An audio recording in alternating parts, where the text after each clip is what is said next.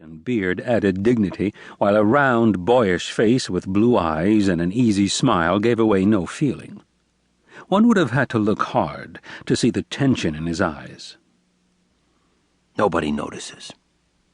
Nobody bothers to look. Every Thursday afternoon for the past 14 weeks, Ed Goddard, former parachutist in the United States Army, had kept his eyes on one spot upon the airport tarmac.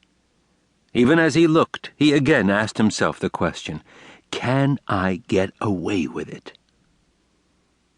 He decided to make up his mind that day. After checking his watch, he looked once more at the Keystone Airlines location.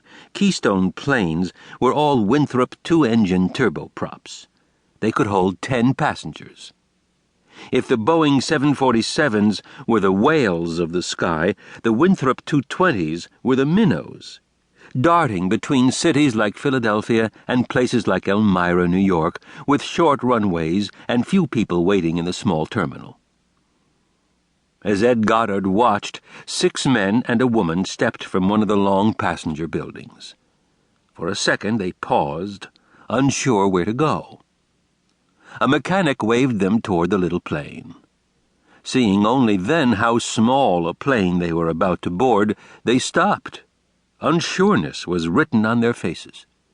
Then somebody made a joke. The tension broke, and they moved forward. Carrying their luggage, they went up an aluminum ladder that hung from the plane.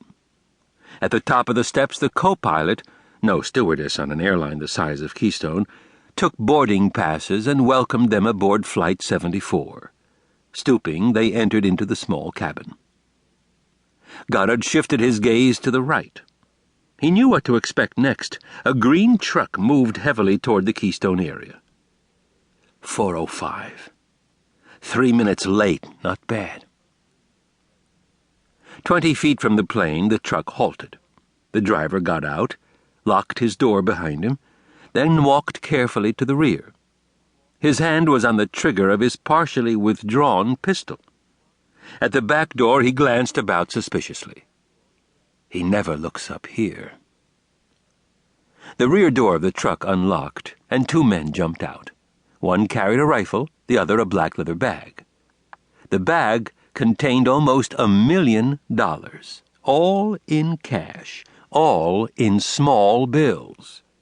It was the payroll for the Elmira Box Company, Elmira, New York. Ed Goddard knew all about the payroll. He knew how much there was and how it was sent. After leaving the Army, he had worked as a security officer at the plant. Quickly, the man carrying the black bag moved to the plane. Halfway up the ladder, he was met by the co-pilot. The co-pilot took the bag, signed a receipt, laughed at a joke. The guard looked on through the door. The co-pilot locked the bag in a compartment in the rear of the plane. Just an ordinary lock. As soon as the guard stepped off the boarding ladder, it was pulled back into the body of the plane. A slight shaking of the door's metal skin told Goddard that it was being closed and secured from inside the plane. Inside the plane. 50 feet in front of the Winthrop, a Keystone mechanic appeared, his ears covered by sound mufflers. He lifted one hand. One engine turned, spun, raced, throttled back. The second motor did the same. The mechanic flicked both hands back and forth. Slowly the Winthrop rolled forward onto the runway. Only then did the guards relax, move back into their van, and drive off, satisfied that all was secure. In Elmira, other guards would be waiting to collect the bag. But in the air, millions of dollars were left unguarded.